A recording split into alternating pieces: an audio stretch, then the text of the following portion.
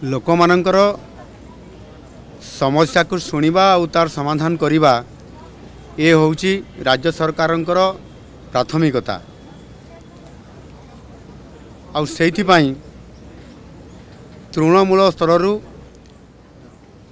जिला राज्य पर्यंत ये जो आमर जनशुणाणी जो व्यवस्था अच्छी अभियोग शुणाणी जो व्यवस्था अच्छी ताकू किभली भाव में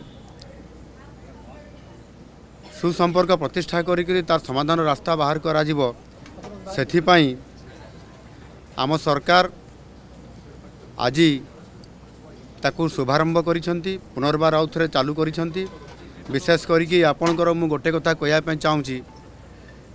विगत किछि वर्ष धरिकी अर्थात गत सरकार समय रे आपणकर सरकारंकर एवं जनतांक मध्यरे गोटिए लौह पाचेरी थिला आ जोपाई कि जनतांकर सहित सरकार सीधा सड़क भाव में ये समस्यार समाधान करने जो पाचेरी थिला सही कारण संभव हो पार नथिला ये मोर अनुमान हुए। आज से प्राचीर को भांगी दिगला सरकार सहित सीधा सड़क भाव में जनतांकर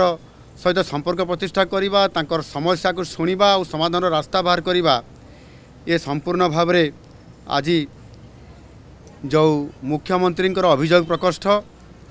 या पुनर्बार आउ थे चालू करागला एवं यह द्वारा कौन हम ना 4.5 कोटी ओडियांकर गोटे सबुठारु आशा और भरोसार ये अभियोग प्रकोष्ठ ये निश्चित भाव में लोक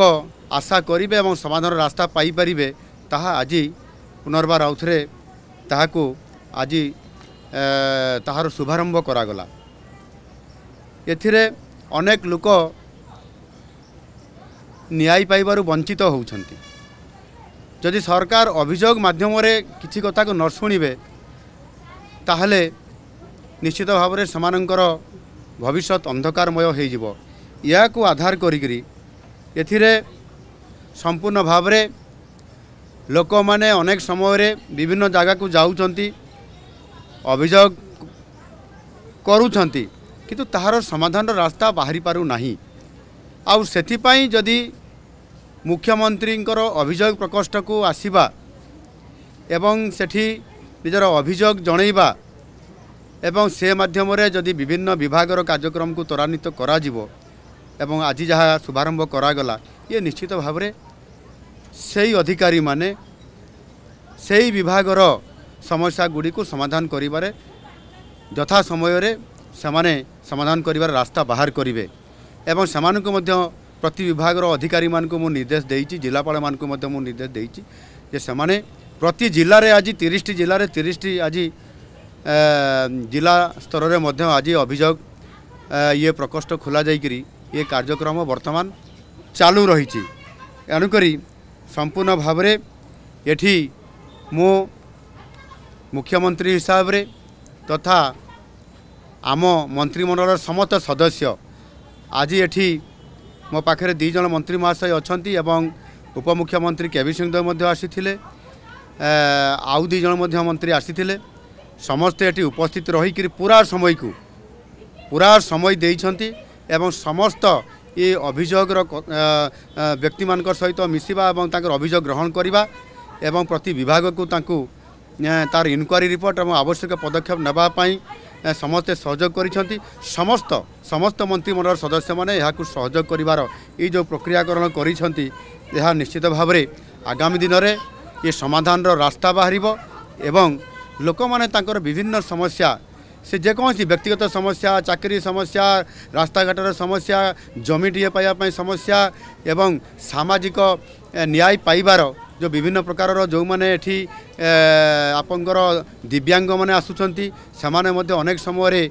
सरकारी सुविधा पाइबार वंचित होउचंती। सेतिपाई अभियोग प्रकोष्ठर गुरुत्व बहुत अधिका अच्छी ताकू जदि आम कार्यक्रम सीधा सड़क भाव में माननीय मुख्यमंत्री एवं समस्त मंत्री मान सहित करेइबे ताले आगामी दिन में प्रभुत्व समस्यार समाधान होगा सहित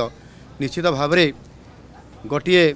ओडिशार सुस्थ वातावरण तैयारी हवा सहित लोक मान को न्याय मिल पार